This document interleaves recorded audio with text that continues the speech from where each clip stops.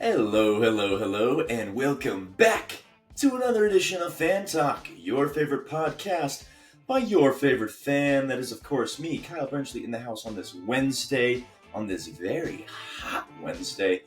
Wherever you are in the country, or if you're out of the country, I hope that you have cooler temperatures than this. It is 100 degrees, and I know that's not as bad as it could be. It could be 115, but still 100 degrees, not my cup of tea. Hope you guys are staying cool out there this summer as it's wrapping up. Can you believe it? I've already started to see fall things, especially in my favorite store, Bath & Body Works. They already have Halloween products, and I'm like, simmer down. It's still summertime. Let's enjoy the last few weeks of summer before we rush into fall. Appreciate the season you're in instead of looking forward to what's coming up. But how can we not look forward to what's coming up in the sports world? That is right. College football is literally 2 weeks away from Saturday. Actually, from this Saturday, it is 1 week away. I'm really excited about that. We'll be talking college football all day long here on the Fan Talk podcast, taking a look at the top 25 and seeing where your favorite team lies. I'll also be sharing another fantasy football update, a couple more players that you should be drafting in your fantasy football drafts if you have not already. But it should be a great episode here on the Fan Talk podcast today. Again, thank you so much for joining. If you're new here, hello, welcome.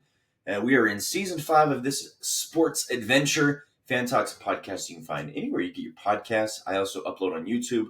If you like the video version, Spotify and YouTube both have those. If you like the audio version, Apple, Amazon, Spotify, wherever you get your podcasts, I am there. All right. Rogue One posters are up. Fan Talk sign is in the back. No candles burning just yet. I'm waiting for my fall candles. I guess I could go get them at Bath & Body Works right now, but I'm enjoying the summer while it's here. Kids are going back to school. College football is here. Let's jump right in. So last week I talked about the coaches poll that came out. The coaches poll essentially is the top 25, and it's very heavily influenced by coaches. AP top 25, that's the one that the college football goes off of until the college football playoff comes out about week 7 or 8. But until then, it's the AP top 25 that are the official rankings of college football. And if you've never heard of this, or if you're like, Kyle, what does the top 25 mean? This is what it means. Essentially, the top 25 teams, the best 25 teams in the entire country, get a number ranking. So, for example, if you're number 10, then you get a number 10 by your name. And every week that you play on TV, it says Miami, number 10. And you're supposedly like the 10th best team in the country. And if a team beats you, then it's a big deal. If you lose, it's a big deal. Yada, yada, yada. But I'll be breaking down the AP top 25. We'll look at the teams that made it. Did your favorite team make it? And then we'll take a closer look at the top 5. Because usually the top 5, and I know it is preseason, and last year in 2024, the preseason top 25 was nowhere near the end of the season top 25. But we'll take a look at the top 5 teams. The top 5 teams are usually the 5 teams that could make a push for the college football playoff and the national championship. So we'll take a closer look at these top 5 teams and see, do they belong in the top 5? Which teams I like, which teams I don't. And it should be fun. Here, what I am looking at here, I'm just looking at the top 25, AP top 25 as listed by ESPN. So as you can see here, the number 1 team coming in at number 1 is the University of Texas. They got the most points. It's based on a point system, so people vote. And as you can see here, Texas got the most first place votes. They got 25, and they got the most points votes in general with 1,552. 5 more points than Penn State. Penn State coming in at number 2. Ohio State coming in at number 3. Clemson number 4. Georgia number 5. Those are the top 5 teams we'll be looking at in just a second. But let's look at the rest of the top 25. Some notable teams, of course, Alabama getting in the top 10. Illinois, Arizona State, both very high up there on the list. Same with South Carolina, SMU. My Oklahoma, I was very surprised that they got in at 18. Probably just because they're in the SEC. I do think they will be better. Last year they had a 6-6 inaugural season into the SEC. This year I think they'll be better, 7-5, 8-4 maybe, but they won't be in the top 25 all season long. Very tough schedule in the SEC, of course, but they're there week 1, and we'll probably hang out there the first 2 weeks or 3 weeks or so until they start playing SEC teams. Indiana, Tennessee really low at 24. Boise State rounds it out at 25. Now, if you're from Utah, you're probably like, Kyle, where's BYU? Where's Utah? Here they are down here. If you can see down here at the bottom, there's a little category that says other teams receiving votes. So teams that almost made the top 25 but didn't quite get there, they're ranked like 26 through 40 or whatever. So if you can see, Utah and BYU are the next two teams in. So BYU is technically ranked 26th. Utah technically 27, even though they don't keep track after 25.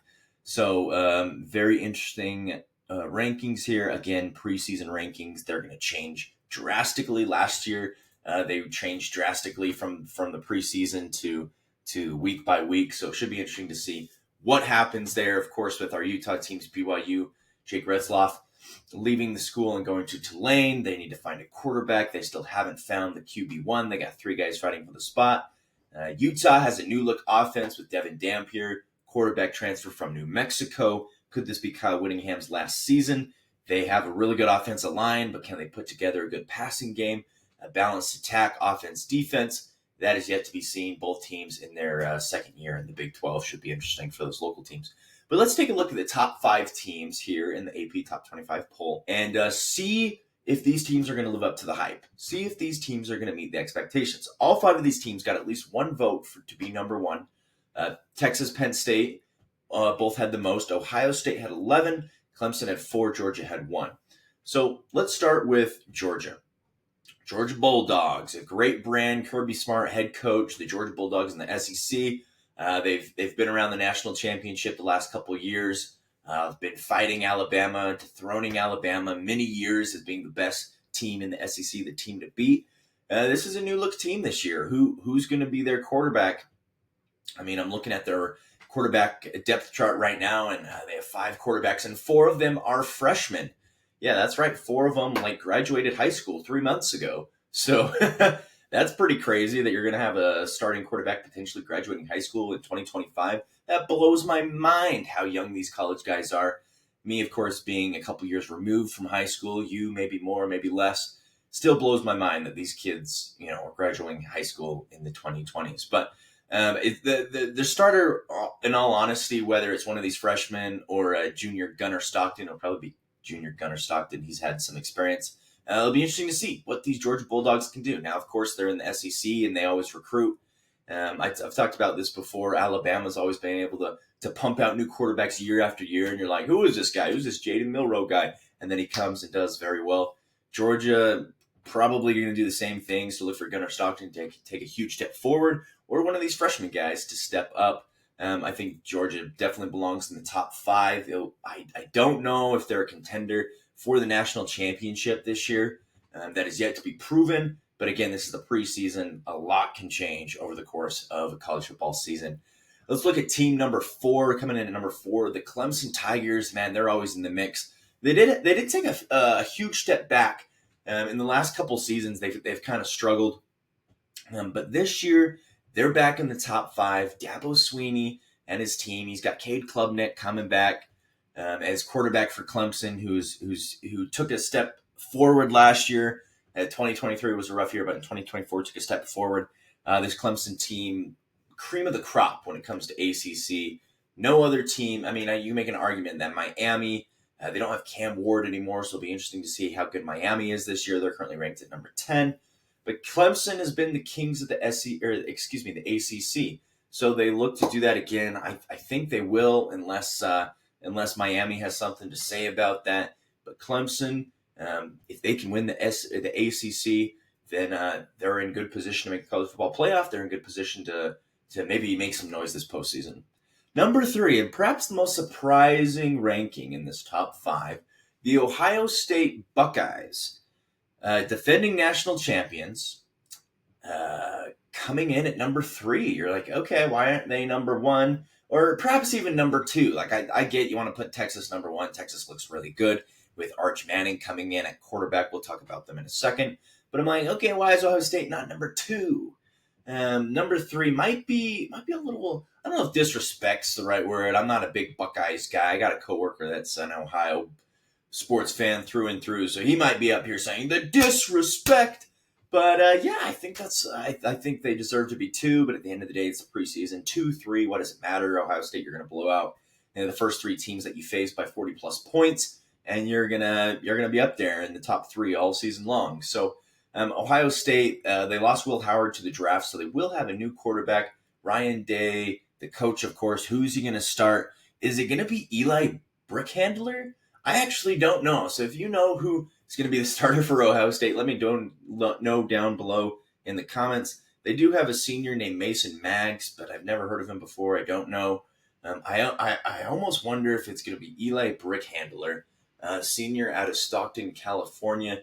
He played for Houston Christian last year, and it looks like he was the backup there. So I don't know. You trust in a program like Ohio State to bring in a good quarterback. So who's it going to be? I don't know. Let me know in the comments down below. But this Ohio State Buckeyes defense is always fierce. Look for them to make a splash, of course, in the Big Ten and beyond. Now, the other Big Ten team who was in front of them, I was a little surprised by this. And of course, Penn State, a very good team.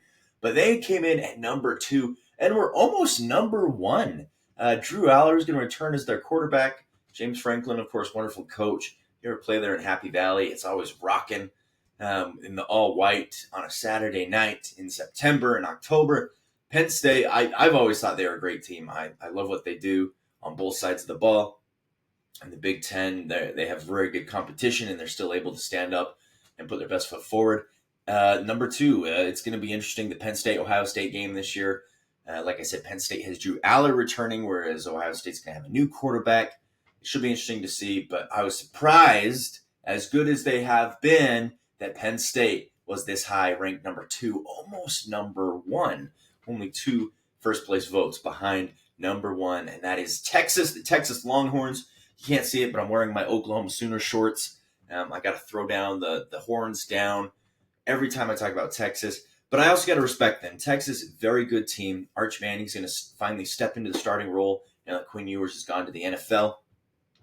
Steve Sarkisian's got his Longhorns playing their best football since Vince Young was there. 20 years ago? Vince Young was the quarterback of the Texas Longhorns. This is a Texas program that has come a long way. This is a Texas program that is now in the SEC and trying to make their mark. They're ahead of Georgia. They're ahead of Alabama. They're ahead of teams like Florida and LSU. And, of course, their rival Oklahoma, which pains me to say, right? So this Texas team, high expectations. Of course, they made the college football playoff last year, but ended up losing there in the semifinals. And should be interesting to see what they do this year. Again, Arch Manning, the last name says it all. Arch Manning finally getting his opportunity to start for the Texas Longhorns. Should be interesting to see how he does. Can he live up to his name? Can he live up to the hype? I think he does. I think Texas does deserve to be number 1. Should be interesting to see how long they stay there in the top 25, in the top 5. Even if they're not number 1, they'll probably hang around that top 5 for a good amount of time. So let me know what you guys think. Do you agree with this top 5? Do you agree with the teams that are in there? Is your team in the top 25? Maybe, maybe not. Again, this is preseason top 25. 2024 preseason top 25 was nowhere near the actual representation of the top 25 teams throughout the season. I think that will be very similar this year. It always is. It's hard to predict who will be good until you step out there on the field. All right, let's shift focus from college football. Again, next week I'll be talking which games you should be watching in college football, because next week college football will literally be starting. So we'll cover that next week. Let's shift to pro football. Last week I talked a little bit about what players you should be drafting or could be drafting in your fantasy football leagues. If you still haven't drafted yet, listen up. I'll give you a couple more players that you should be drafting here in fantasy footballs. Let's give some love to the wide receivers. When I played football, and you're probably like, bro, you're like 6', 160. Like, you're not a football player. You're right, I'm not. But everyone played football when they were younger. I played up until I was 14, I believe. And I mostly played on the defensive side of the ball. I played defensive back. But when I did play offense, I played this wide receiver, kind of tight end role. but mostly wide receiver. I really like wide receiver. That's the position I like. That's the position that offensively speaks to me. Some of my favorite players are wide receivers. I like to catch the ball. I like to run. Anyways, I'm going to tell you 2 wide receivers that you may be overlooking in this fantasy draft that you should be drafting. Now, of course, you have the Jamar Chases, the Justin Jeffersons, the Amon-Ra St. Browns, the Terry McLaurins, the CeeDee Lambs. But these are wide receivers that are going to get you a lot of points. And in fantasy football, you want to score a lot of points. Hey, no brainer, Kyle. But how do you score points as a wide receiver in fantasy football? Well, by getting receptions. You get 1 point for every catch in most leagues.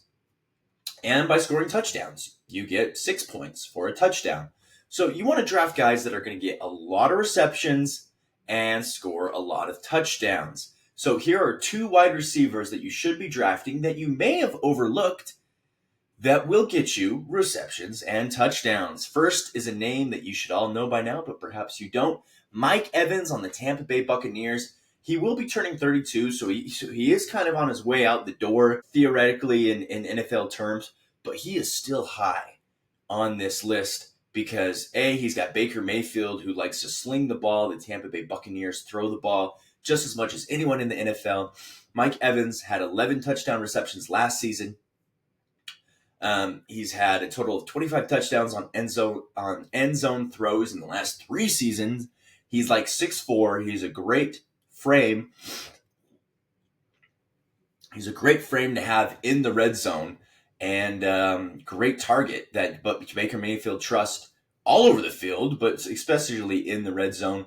He's had over 1,000 yards every season, and honestly, he's really good. You should consider him as your second wide receiver. Probably draft him in the 3rd or 4th round. 4th round, if you're lucky, if you're able to get one of those good quarterbacks in round 3, then you can get Mike Evans in round 4. But he is definitely someone that you should be looking up round 3 or round 4. The second name I want to mention is another name that you may not know, but avid fantasy football players and avid followers of the NFL know his name. Say his name. Brian Thomas Jr. of the Jacksonville Jaguars, another star wide receiver out of LSU. He finds himself in a new offensive system under Coach Liam Cohen. And Liam Cohen was the offensive coordinator for the Tampa Bay Buccaneers, the team I just talked about, the team that put up a lot of receiving yards and receiving touchdowns. And now Brian Thomas is playing for Liam Cohen. You got Trevor Lawrence, who is supposedly coming back, and hopefully he can stay healthy. This is a guy that you should not be sleeping on. Again, another guy you should draft probably 4th round if he's still available. He should be in most drafts. A lot of people who don't know football aren't going to be knowing who Brian Thomas is, and they won't be drafting him. So, draft Brian Thomas. He scored 10 touchdowns in his rookie season last year. 10 in his rookie season. So, if Trevor Lawrence is healthy, Brian Thomas thrives in this new offensive system.